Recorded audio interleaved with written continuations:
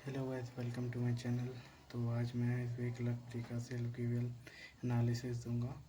तो मेरा शिफ्ट था सेकंड शिफ्ट, ठीक है। तो पेपर स्टार्ट होते ही इंग्लिश खुला देन क्वांट्स देन रीजनिंग, ठीक है। तो इंग्लिश तो काफ़ी इजी थे, इंग्लिश इजी थे। और बस इंग्लिश में ऐसा हुआ था कि पैराजम्बल ही थोड़ा हाई लेवल था, ठीक है। क्लरिकल से था हाई लेवल था, थोड़ा सा बड़ा बड़ा आया था, ठीक है। और बाकी इंग्लिश इजी पेपर रहा था, इंग्लिश का पेपर इजी था। तो इंग्लिश में मैंने किया 28 अटैम्प्ट्स, ठीक है। तो उसमें कैसा हुआ था कि पहले जंबल जो है, पहले जंबल मेरे को थोड़ा अजीब ही लगा था, ठीक है। तो उसमें मैं पहले जंबल में 3 ही क्वेश्चन किया था, जो कि मैंने उसमें स्टार्टिंग स्टेटमेंट बी और लास्ट स्टेटमेंट ए मार्क किया था, और बीच में शायद थर्ड या फोर्थ डी डी मार्क किया था, डी आई, ठीक है। तो ऐसे करके मेरा पहले जंबल में एक या दो गलत हो सकता है। और एक कास्ट करके एक था। तो इसमें पूछा था कि 3 सेंटेंस दिया हुआ था, तो इसमें इसका प्रॉपर मीनिंग मतलब कौन सा सही है, दोनों सेंटेंस में इसकी यूजेस क्या था, तो वो बताया गया। बताना अब क्या है, मैं तो ओनली बी किया हूँ, शायद ये गलत भी हो सकता है। तो ऐसे मेरा बस ये, और पीजे में कुछ एक दो गलत हो सकता है, बाकी इंग्लिश में मेरा एक्यूरेट सही है। और उसके बाद क्वांट खुला। तो क्वांट मतलब हम लोगों का शिफ्ट में क्वांट ही सबसे ज़्यादा टफ था, ठीक है। इसीलिए आज मैं सारा शिफ्ट का देख लिया, आज हमारी शिफ्ट सबसे ज़्यादा मतलब हाई लेवल का था, ठीक है। जैसे क्वांट खुलते ही मेरा अरिथमेटिक आ गया था। अरिथमेटिक में पहला क्वेश्चन में मैंने नहीं किया, उसके बाद सिंप्लीफिकेशन आया। सिंप्लीफिकेशन पूरा लेंदी था, तो सारा सिंप्लीफिकेशन 4 डिजिट का पूछ रहा था, ठीक है।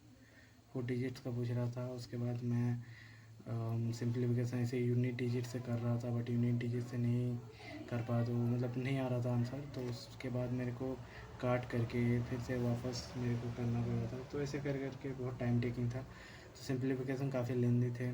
और हम लोग के शिफ्ट में शायद 4 डी आए थे, ठीक है। 4 डी आए थे, जिसमें कि मतलब 4 डी आए थे, तो 2 तो नॉर्मल थे।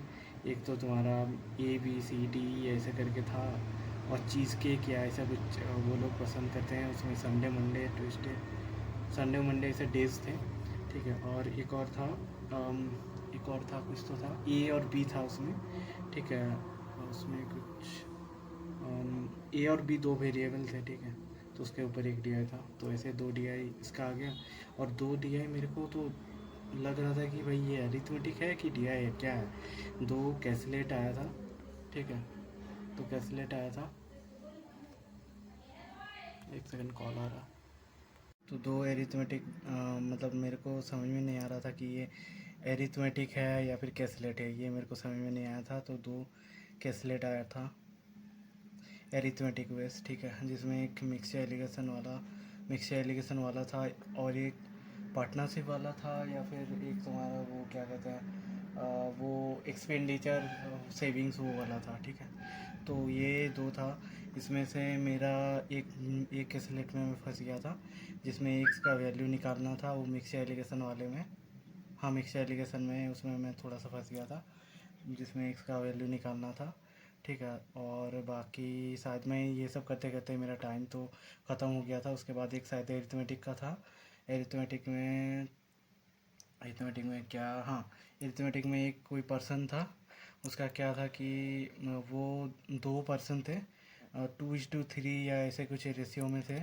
उसके बाद एक पार्टनर एक महीना काम करते हैं, उसके बाद छोड़ देते हैं। उसके 2 मंथ बाद ये काम करके छोड़ देते हैं।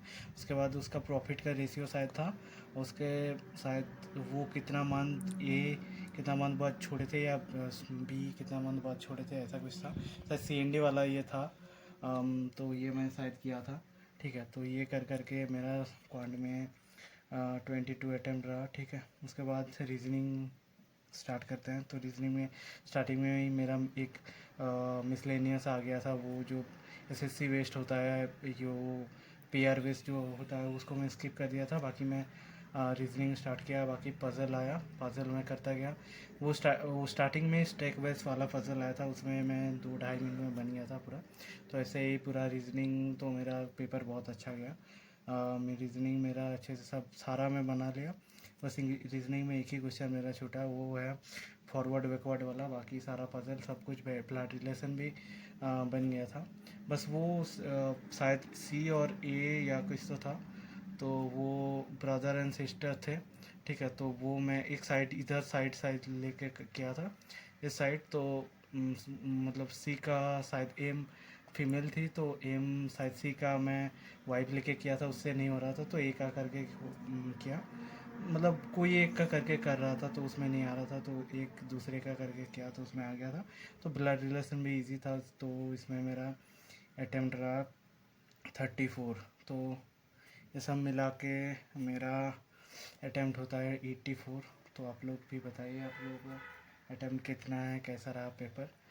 तो आप लोग ये कमेंट में ज़रूर बताएं। Thank you.